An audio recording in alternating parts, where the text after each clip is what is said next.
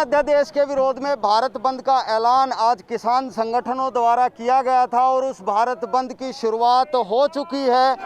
फिलहाल हम दिल्ली हिसार रोड पर बहु अकबरपुर गांव के पास खड़े हैं, जहां पे आप देख सकते हैं ये वो किसान हैं जिन्होंने रोड जाम कर दिया है। ये रोड दिल्ली से चलकर हिसार होते हुए पंजाब तक जाता है। बहुत से व्हीकल यहां से गुजरते हैं। मेरे पीछे आप देख सकते हैं किस तरीके से यहाँ पर वाहनों की लाइन लगना शुरू हो गई है और पहले से ही ये कह दिया गया था कि इन अध्यादेशों के खिलाफ आज बंद रहेगा।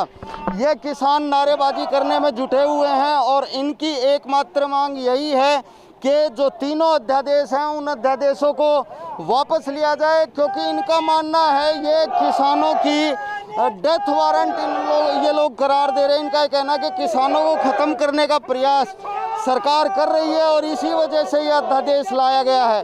तो ये नारेबाजी चल रही है और मैं आपको उधर दिखाना चाहूँगा। पुलिस को भी यहाँ पर बुलाया गया, क्योंकि जिस तरह से भारत बंद का आह्वान था तो सुरक्षा व्यवस्था के मद्देनज़र पुलिस की टीमें भी यहाँ पर हैं। सामने पुलिस की गाड़ियाँ खड़ी दिखाई दे रही हैं, दूसरी तरफ किसान खड़े दिखाई दे रहे हैं।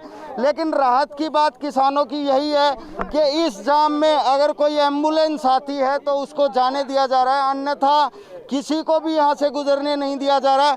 कुछ किसान नेता हैं जो यहाँ पर रोड जाम करने के लिए आए हैं और इन अध्यादेशों का विरोध कर रहे हैं। उनसे बात करते हैं। क्या नाम है जी आपका? रामकृष्ण तपा, प्रधान मोखरा। रामकिशन जी, क्यों ये रोड जाम किया? जनता तो परेशान होती ही है। ये अध्यादेश ऐसा कर दिया जी, हम जनता को दुख देकर राजी नहीं है। सरकार करवा रही है, जो किसान ना लिए ऐसा काम कर दिया। व्यापारी भी साथी लौट दिए, किसान तो लौट लें। ये कितने दाने बेचने का रहा नहीं पाओ, ना सरकार उनका भाव दे। तो हम सरकार के आदेश करते हैं, अध्यादेश को जो कानून बनाया उसने खिलाफ, उसके खिलाफ पूरा हिंदुस्तान में आज सारा देश बंद है। और हम सरकार से रिक्वेस्ट करते हैं भाई ये कानून वापस लो, ना आगे और ज़्यादा पूरा देश इतना खड़ा हो जा कहीं भी कीड़ी भी नहीं निकलेगी। साहब, सरकार तो ये कह रही है कि ये अध्यादेश लाके वो किसानों की आमदनी दुगनी करने जा रहे हैं। क्या कमी लग रही है आपको? जैसा संवैधानिक प्रावधान है, जब सेशन नहीं चल रहा हो तो अध्यादेश लाया जाता है, बहुत ही इमरजेंसी हो तो। मगर 5 जून को जब सारा देश कोरोना ग्रस्त था, उस वक्त ये अध्यादेश ला करके सरकार ने एक ऐसी बदनीति की कोशिश की कि ये अडानी और अंबानी को हमारी जो ज़मीनें जो छोटू राम ने सेठों के चुंगल से आज़ाद कराई थी, इसको वापस देने का इन्होंने एक इरादा बना रखा है। किसान के हित में अगर बात होती तो राज्यसभा में जितने मेंबरों ने कोशिश किया कि इस बिल के ऊपर के वोटिंग हो, तो उन्होंने इतनी जल्दी क्या हड़बड़ी मची थी। अब फटाफट बगैर वोटिंग के, बगैर मतलब किसी संवैधानिक प्रक्रिया को मानते हुए और इतनी जल्दी से इस बिल को पारित कह दिया। कमी क्या लग रही है आपको? इसमें कमी यह है कि ये एक ऐसी छूट दे दी गई जो हमारे बुजुर्ग जिस चुंगल में फंसे हुए थे, साहूकार के चुंगल में ये ज़मीन चली जाएगी। छोटा किसान है, उसको कह दिया गया कि आप मंडी में नहीं जाओगे, मंडी में टैक्स लगा दिया, अगर जाने के प्रावधान हो। एमएसपी का नाम सिर्फ एमएसपी दिखावा रहेगी, एक मतलब किताब का कवर रहेगी। एमएसपी की वैल्यू जब होगी जब लगातार एमएसपी पे 24-12 महीने खरीद हो। अब गेहूं का भाव अब 1600 रुपये है, एमएसपी 1925 रुपये है। इसी तरह मक्का का भाव 1788 रुपये है, अब 800 रुपये में मक्का बिक रहा है। बाजरा 2100 रुपये कुछ पैसे है, अब 1200 में बिक रहा है।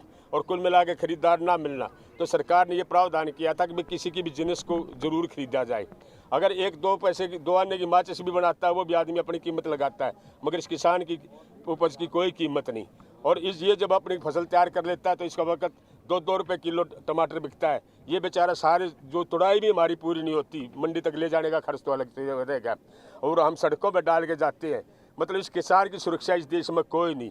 और इन्होंने सिर्फ एक ही मकसद ला रखा है कि 130 करोड़ की जनता में सिर्फ 1.25 करोड़ आदमी टैक्स देते हैं, इसलिए ये चाहते हैं किसान टैक्स दें। ये लोगों का पेट भर रही है, यही तो टैक्स है इनके ऊपर। जीव जंतु सब इसको पड़ रहे हैं, इसकी कमाई भी पड़ रही है। सारा राष्ट्र 130 करोड़ आदमियों का पेट भरने वाला किसान ही तो है। और इस किसान के ऊपर ये गुप्त तरीके से, दूसरे तरीके से ऐसे कानून लाने जा रहे हैं कि इसकी ज़मीन को भी नहीं छोड़ा जाए। आते ही तो पहले इनकी नज़र ज़मीन पे गई थी। इन्होंने कहा था भूमि अधिग्रहण कानून जो कांग्रेस ने बनाया था वो सख्त है, उससे ये मतलब इन सेठों को ज़मीन नहीं दे सकते। इन्होंने उसको वापस किया। वापस करने के बाद फिर इनकी मंशा ये हुई कि इस भूमि अधिग्रहण बिल को हम तोड़ दें। मगर उसमें जो प्रावधान है उसको देखते हुए इन्होंने अपना मन हटा लिया। अब इन्होंने दूसरे तरीके से इस जमींदार की कमर तोड़ने का प्रयास किया है। ये साहब क्या दिक्कतें आती हैं आपको मंडी में, और ये अध्यादेश अगर लागू हो जाएगा तो क्या दिक्कत आएगी? बस ये तो बात ये है कि हम तो बैठे हैं न्यू किसान के ऊपर कच्चा की चाल कर दिया और गड़ा ज्ञान नहीं हमने, पर किसान ने मजदूर ने सारे मार ला रहे हैं। अरे ये मानने की है नहीं सरकार, ये तो कमूत पड़ा बोलेगा जब वो मानने की।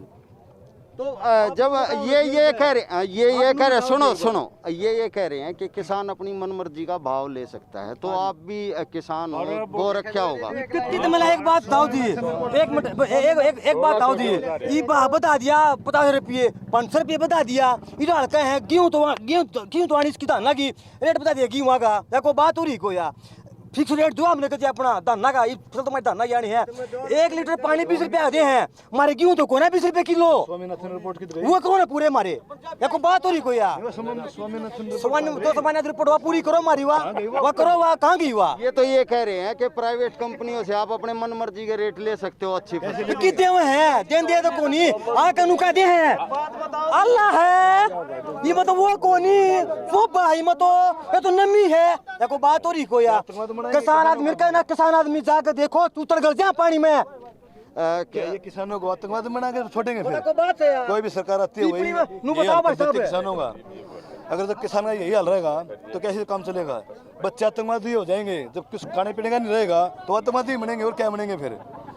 तो अंग्रेज थे जो कड़े कानून बना रहे, लेकिन उन्होंने मारा था, दूसरे देश तारे हैं, ये हमारे देश की तो है, ये तो हमने खुद। आप लोगों की डिमांड क्या है? स्वामीनाथन रिपोर्ट लागू हो और हमें जो हमारी फसल का समर्थन मूल्य है उससे अगर नीचे कोई खरीदे तो उसका खुद सरकार खरीदे उन्हें केस दर्ज हो। ये हमारे तीनों अध्यादेश वापस लो।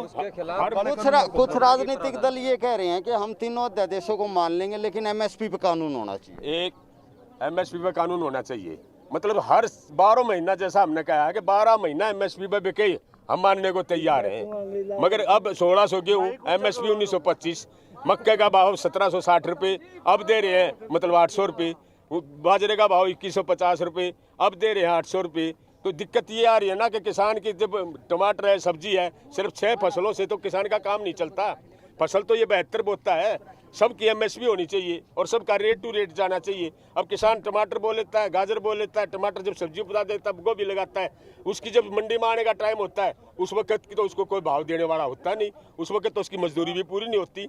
और फिर ये ऊपर से कानून कभी कहे कि 5 किलो गेहूँ दे दो, देश में कोरोना आ गया, कभी कह दे बच्चों को 5-5 रुपए अपने बच्चों के थ्रू जमा करा दो, देश में कोरोना आ गया।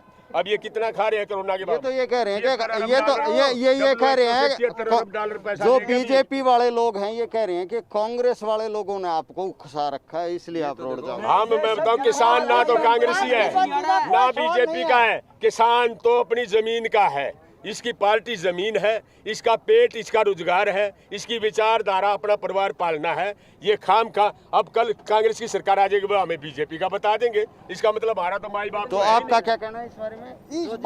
इस बारे में ये कहना है कि ये बीजेपी और कांग्रेस का पार्टी का कोई सवाल नहीं है, ये मजदूरों का किसानों का अपना पर्सनल वो है।